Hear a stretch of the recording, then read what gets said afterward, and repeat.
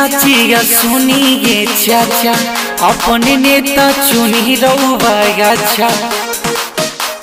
ध्यान दीजिए, सुनिए चाची या सुनिए चाचा, अपने नेता चुनी रहुआ अच्छा।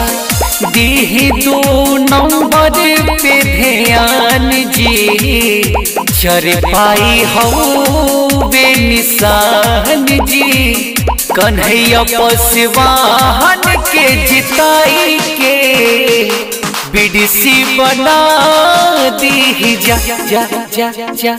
कन्हैया पसवान के जिताई के बीडीसी बना दी जा।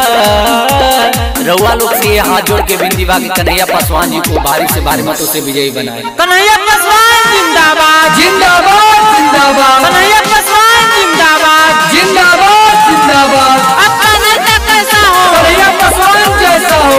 और नेता जिंदाबाद जिंदाबाद जिंदाबाद। आपका नेता कैसा हो? कन्हैया पासवान जैसा हो। आपका पत्र कहाँ मिलेगा? 2 नंबर खाने में। आपका पत्र कहाँ मिलेगा? चरपाई छाप जहाँ रहेगा। होई विकास पंचायत और रघुआ के, मांगिले वोट दोनों हाथ जोड़ के, हाथ जोड़ के, हाथ जोड़ के। होई विकास पंचायत और रघुआ के, मांगिले वोट दोनों हाथ जोड़ के। क्रम संख्या 2 हटे जी, दी जाइन का के आशीष जी।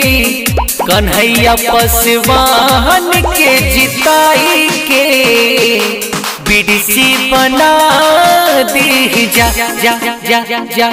कन्हैया पसवान के जिताई के बीडीसी बना दी जा। आपन वोट डाली कन्हैया पासवान जी को ही। कन्हैया पासवान जिंदाबाद जिंदाबाद जिंदाबाद। कन्हैया पासवान जिंदाबाद जिंदाबाद जिंदाबाद। आपका नेता कैसा हो? कन्हैया पासवान जैसा हो। और नेता जिंदाबाद जिंदाबाद जिंदाबाद। आपका नेता कैसा हो? कन्हैया पासवान जैसा हो। आपका पत्र कहाँ मिलेगा? 2 नंबर खाने में। आपका पत्र कहाँ मिलेगा?